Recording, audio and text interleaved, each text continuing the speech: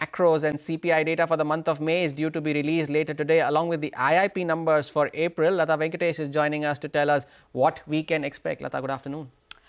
Good afternoon. It's expected to be a benign number at 4.9%. That will be very similar to what it has been over the past few months.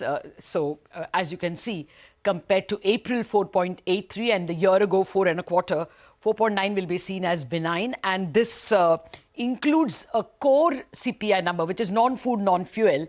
That part of inflation, which is sticky, that is expected to come in at 3.2. I'm saying 3.2, it's rounded off. Actually, the average I got was more like 3.15, 3.16. Now, the score has been consistently falling.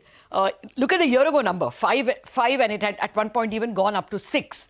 So now this fall, many people are saying the bottom will be, last month we heard it. This month we are again hearing it. If it actually comes much lower than this, then rate cut expectations will once again surface. So watch out for this number very carefully.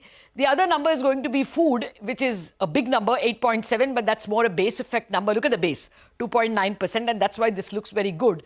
Now, there are some fears this could come in higher because vegetable prices have been rising. But data is indicating that increase in veggies have happened more in June, first week of June. And that's the recency bias, which is making us feel that veggies may be expensive, but we will have to wait and see.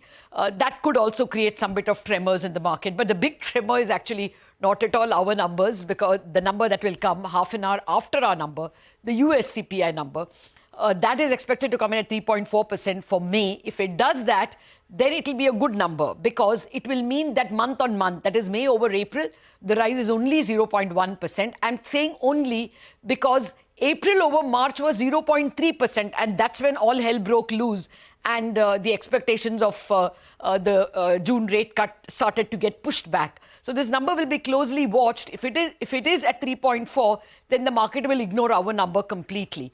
Just a word on the IIP number, that's expected to come in at about 4.9%, a little lower because there is a base effect. But I think policy-wise, it is CPI that's more important. CPI that's more important. We'll keep an eye out on all of these numbers reporting later this evening. Latha, thanks a lot for that.